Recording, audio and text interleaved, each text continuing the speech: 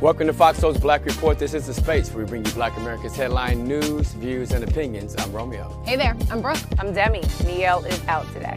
All right, coming up on today's show, GOP lawmakers are in hot water after offering Kyle Rittenhouse a job. We have the story. Civil rights attorney Sue Ann Robinson joins us to break down the verdict and what self-defense laws mean for Black Americans. Plus, what are critics getting wrong about Will Smith's new film, King Richard? We're talking intersectionality today. And the defense wrapped up closing arguments in the trial of 3 men accused of killing Ahmaud Arbery. Plus, big news in from the CDC on booster shots for everyone. And the Lakers Nation host, Denise Jones, she's going to join us with her take on why LeBron James got booted from last night's game against the Pistons. Soulmates, we have all of that and so much more. This is our voice and our truth. So let's get it.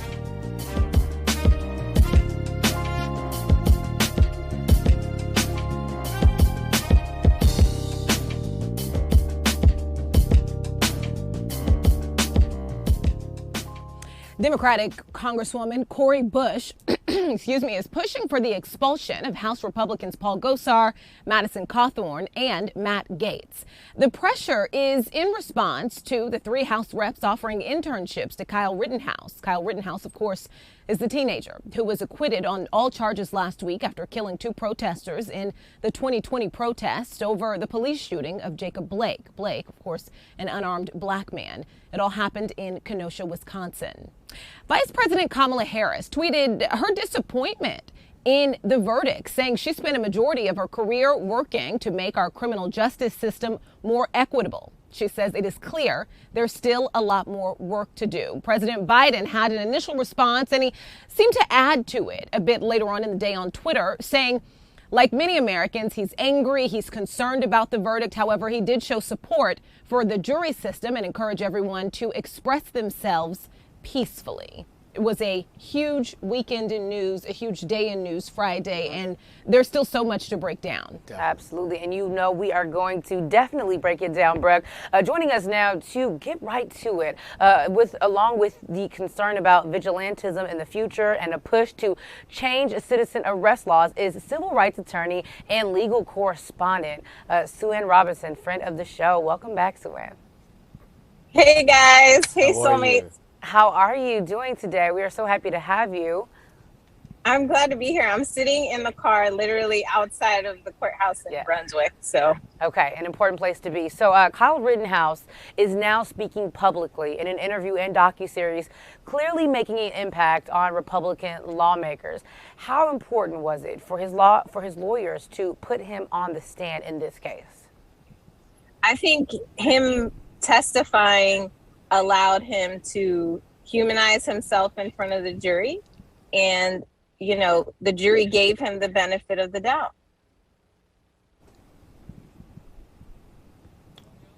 All right. So, and also, sorry about that. The Milwaukee County Sheriff told WISN News he's worried about vigilantism, saying it's a bit disconcerting for the message to be sent that young armed individuals can come into a community and kill and injure many people, and the consequences are nothing. From a legal perspective, what message do you think the verdict sends? Yeah, you're exactly right. The case sets a dangerous precedent that basically says, hey, white vigilantes, you can create a dangerous situation by bringing a weapon to a protest, antagonizing people that are participating in the protest. And then when they respond to your provocation, you can say that you had to shoot them in self-defense. So it's absolutely dangerous. So I want to ask you about this, obviously digging a bit more into the self-defense that worked in this case. The jury believed this was self-defense. The ACLU estimates, there are many women behind bars, abuse victims who claim self-defense at trial, use that as their defense, yet were still convicted, serving time behind bars. I think one of the most famous cases we've talked about a lot here, Centoya Brown. Obviously, we've talked about many similar cases. So I'm curious, what do you think was so clear cut here? The defense had maintained this was self-defense, and in the end, the jury believed it. What was possibly different? There was a potpourri of things that came together to create the verdict in Kyle Rittenhouse case, including Judge Schroeder. The judge in the case is the one who calls the balls and the strikes and decides what evidence the jury is going to see, what they're going to hear. And I think in this case, the jury was not permitted to hear any negative information that may have informed Kyle's decisions. For example, his affiliation with certain militia groups, some of his Facebook posts saying that he hoped to become famous from some sort of issue from a similar issue that he was involved in, him taking pictures with his fans afterwards, things that would have informed the jury that perhaps he didn't go out there just to provide aid, that perhaps he was a vigilante that was looking for trouble. That type of evidence was not allowed in front of the jury. So I think in a lot of these self-defense cases, certain types of evidence about the past interactions with the person that the abused person ends up killing may not be permitted by the judge. So, when a person gets charged with a crime of any kind, it can change your life. I'm sure you are well aware of that, and it could change the lives around you. It can mean loss of a job, changes to your future, child custody issues, the list goes on.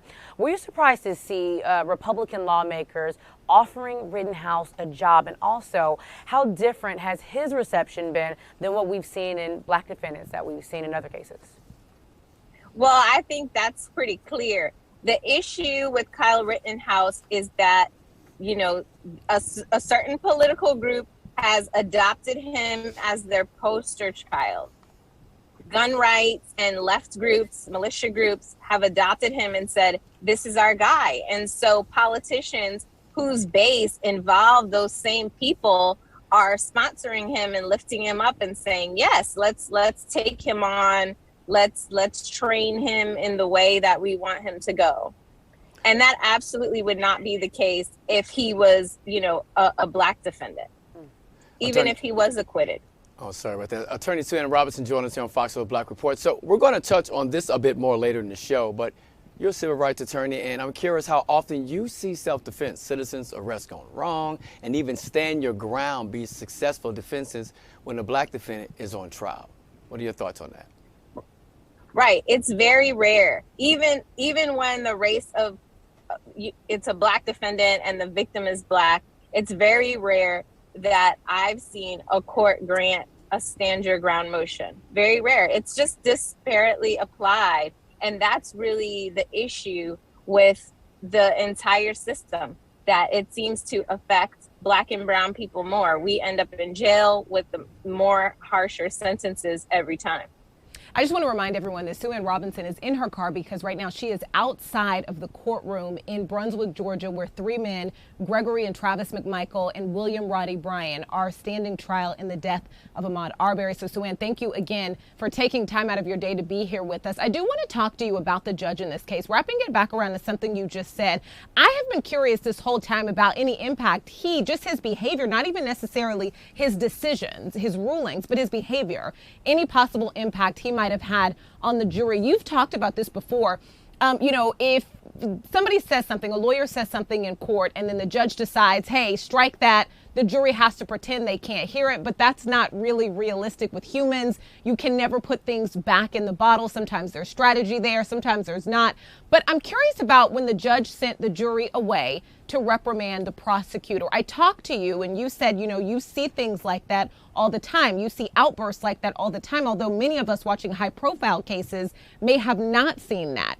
And you're fairly familiar with the layout of many different courthouses and also, where the jury likely was. What is the possibility, one, that they heard him yelling and that, that incident specifically had any impact on the jury? Yeah, I think the issue is the jury is sent out. They're sent to a jury room.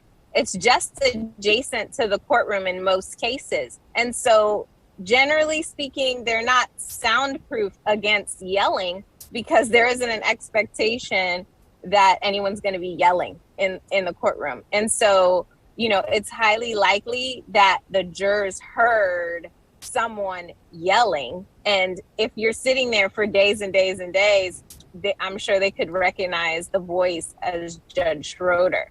In terms of the effect, I think his demeanor throughout the trial including him preparing an entire cup of coffee, having side conversations during the prosecutor's closing argument, informs the jury on what they should pay attention to and what they should not. And unfortunately, he made it very clear that he was not on the prosecution's side. And he was basically acting, in my opinion, as another part of the defense team a lot of times during the trial.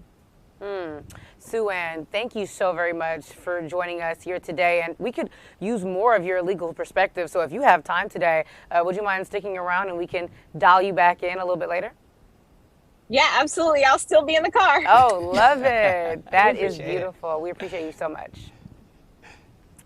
Okay, soulmates, so we want to check in with you. So I don't know if you remember. Oh, you remember, because it wasn't that long ago. I'm making it seem like it was forever ago. A segment that we loved the most on the show, where we check in with our soulmates and give you guys some shout outs on the show. So we're bringing that back, okay? We're bringing it back.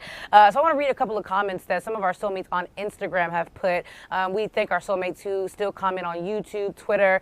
So this is for our Instagram soulmates right now. This is your moment. So Vic the Linus said, this kid will be the new George Zimmerman, all because he's been cleared of all convictions. Very, very deep. So King Talk, Mr. Big Sean 46, he said, not surprised, white privilege is still a thing, apparently. Oh, powerful statement. Another one, Char Medlife 32. She says, here we go. Another one off for killing and no penalties. Oh yeah, privilege. And we all know the judge already was on his side from the get-go, shaking my head. Soulmates, we love more than anything when you comment. Keep the comments rolling out, and you might see your comment right here on the show. So I love this, guys. I'm happy that we brought this back, because our soulmates and how you guys feel about what we talk about on the show means the world to us. Absolutely, it does, we do for this, sure. yeah. Every day. All right, the jury is making closing arguments on Monday in the case of 3 men charged with murder of black jogger in Georgia. Defense attorney Laura Hook has made some shocking remarks in her closing arguments about Arbery's hygiene, appearance, and character. The description upset the family, according to CNN. Defense attorney William Bryan filed for another mistrial, which is at least the 5th motion for mistrial, and has also had some inflammatory opinions on who should be allowed in the courtroom. Arbery was killed by Gregory and Travis McMichael and their neighbor, William Bryan. After protests began last week in response to the Kyle Rittenhouse verdict for the killing of 2 protesters during 2020 protests, tensions are sure to be high as the public awaits this next ruling. Arbery was killed after being followed while out for a jog. Rittenhouse was acquitted on all 5 charges after leaving his home state to defend property in Kenosha, Wisconsin. So we talked about this before when both trials were going on. I felt that the Rittenhouse trial was going to end up this way. I really did, in my heart. And it's so unfortunate. And I also find it, along with other people, disturbing and appalling how, people are saying, yeah, I would love to have him for internship, almost treat him as a hero. So we know that's not a good thing. Now we move forward to hearing the verdict for this trial coming up. Are we concerned about the outcome based on that one? Oh, that's interesting. The idea that, one could have an effect on the other. Mm-hmm. Oh, it's an interesting thing that I think many people are thinking about right now, curious about. Yeah. I think that, we had Derek Chauvin's murder trial was so far away, but we only focused on that at the time. So, Romeo, that is such a great question because we have been kind of, linking in Kyle Rittenhouse and Ahmaud Arbery. We've kind of been putting them kind of in together, and they shouldn't. They're 2 totally different, separate. Everything is separate. And it's disheartening to me, honestly, to know that we could be afraid at what happened with Kyle Rittenhouse could affect Ahmaud Arbery and his family getting a slice of justice. But I want to just go back to something you said, Romeo. Bringing up hygiene is the most low, disrespectful thing ever. His hygiene should have no place in this at all. It should not matter at all because he is not with us anymore. So the fact that anyone could try to link his hygiene to him dying is just so incredibly disrespectful. And I'm sure the family, like you said, was upset, as any family would be. So, Anna, if we can bring you back in here, because I'm curious, what is the vibe like in the courtroom? You are there. Or do we still have her? Yeah, I'm here. Oh, so what's the vibe there? This has been a long trial. This has been, people have been there watching every day. You've got people coming in, people, obviously lawyers complaining about who's coming in. Yeah. We are in at least what could be the final days of this. What is it like on the ground there? Well, when the defense attorney made the comments about Ahmaud Arbery's hygiene during her closing, Miss Wanda actually left the courtroom because she couldn't handle it. And there are a lot of people obviously sitting in the overflow part of the jury room, media, but members of the public, Ahmaud Arbery's pastor, other attorneys, other activists, Tamika Mallory. And so we're all just watching in shock and disbelief at a lot of the comments made during closing arguments. So I just have one quick question before we move on. Mm-hmm. So because I didn't get a chance to talk to you about this, but, you know, we learned Lee Merritt, an attorney for Ahmaud Arbery's family, actually reported Friday that William Roddy Bryan's attorney had reached out to the prosecutors seeking an attempt to turn state's evidence, an attempt to take a plea, to ask for a plea, and we hear that was denied. What does that say, if anything, about what the defense is thinking so far at this point? Yeah, I think the heat is being turned up on Roddy, and I think right before they came in to do closing arguments, after they heard all the evidence, even they realized how overwhelming the evidence was in this case, and he wanted to take a plea. The prosecutor brought that to the family, including the family attorney, and that was rejected. I think we might have lost Sue Ann, but we will make sure we get her back because she's on the ground floor and we really need her insight. So staying on topic here, in the case against Travis McMichael, the defense tried to use citizen's arrest law to justify the killing committed by McMichael after he, his son, and their neighbor, William Bryan Jr., chased down the black men they thought to be breaking into houses while on his morning jog. After much outcry of citizens arrest laws being racially biased, Georgia became the first state to repeal and replace its citizens arrest laws. There is now a growing push for other states to follow suit.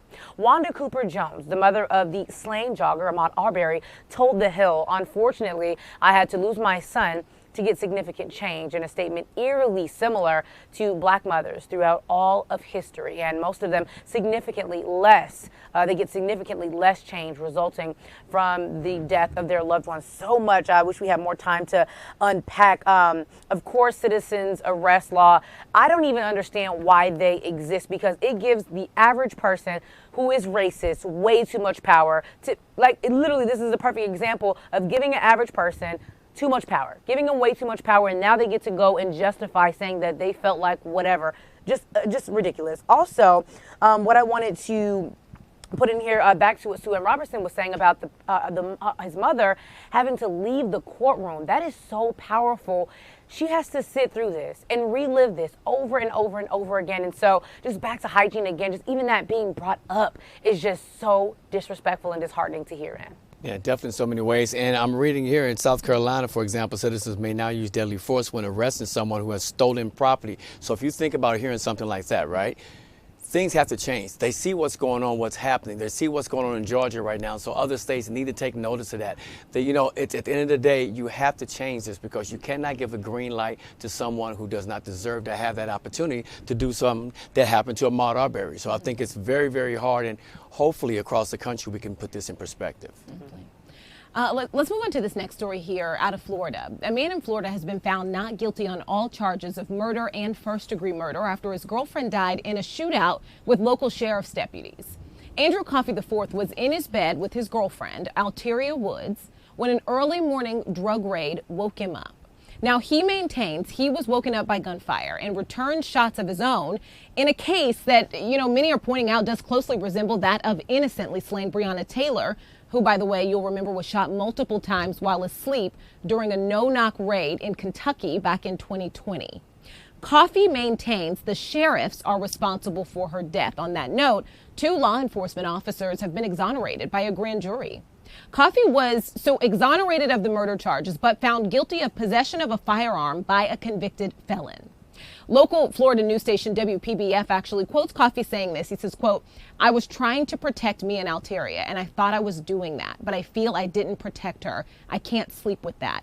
They killed her," end quote. So essentially what happened here, he says he didn't know what was going on. The sheriff said the deputies say they had a right to be there in the middle of the night. They're trying to sneak up on someone with a warrant. He wakes up. He's afraid. Mm-hmm. He shoots. They shoot back. They kill her. He goes on trial for her death.